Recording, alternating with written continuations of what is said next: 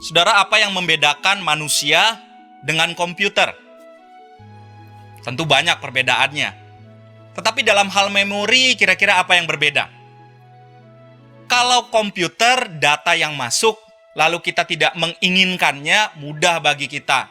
Kita tinggal delete data tersebut, kita buang, dan data tersebut tidak ada lagi di komputer atau PC Anda, atau PC kita.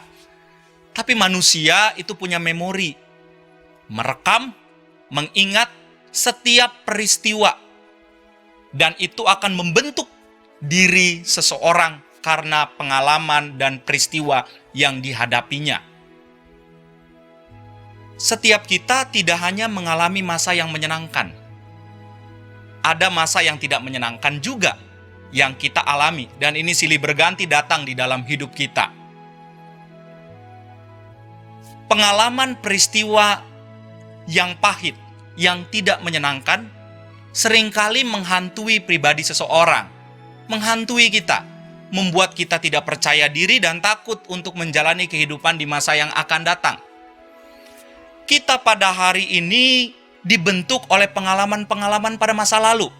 Seorang bijak mengatakan itu.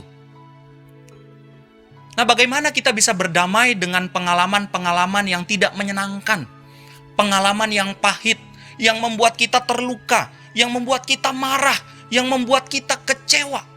Bagaimana kita bisa menerima itu? Bagaimana cara kita bisa berdamai akan hal itu? Dari sekian banyak cerita di dalam Alkitab, ada baiknya saudara dan saya belajar dari hidup Rasul Paulus. Rasul Paulus melakukan pelayanan yang demikian hebatnya, demikian luasnya ke berbagai tempat di Asia kecil saat itu. Tapi tentu kita tidak lupa seperti apa masa lalu daripada Paulus ini.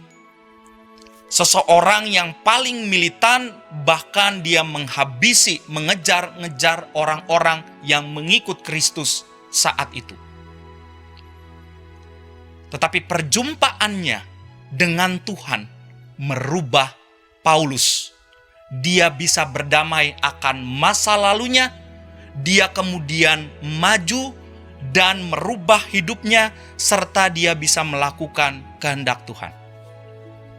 Yang paling mungkin, langkah awal ketika kita ingin berdamai dengan masa lalu adalah kita meminta pertolongan Tuhan.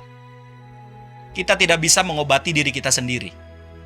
Hati yang terluka, hati yang kecewa, hanya bisa disembuhkan dan dipulihkan oleh Tuhan. Tidak bisa dengan diri kita sendiri. Yang kedua, kita perlu belajar menerima keadaan itu. Setelahnya, baru kita bisa berdamai. Mari kita renungkan, apakah kita sudah berdamai dengan masa lalu kita? Jika kita belum mampu, maka lakukanlah hal-hal yang sudah disebutkan tadi. Selamat berdamai dengan masa lalu Anda.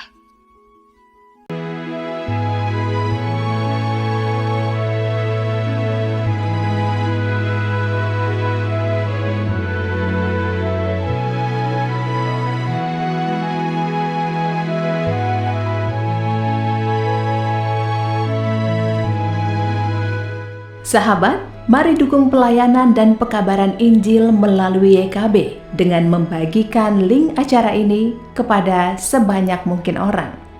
Dukungan juga dapat saudara lakukan dengan mentransfer dukungan finansial ke rekening BCA ke nomor 450 305 2990 450 305 2990 atas nama Yayasan Komunikasi Bersama.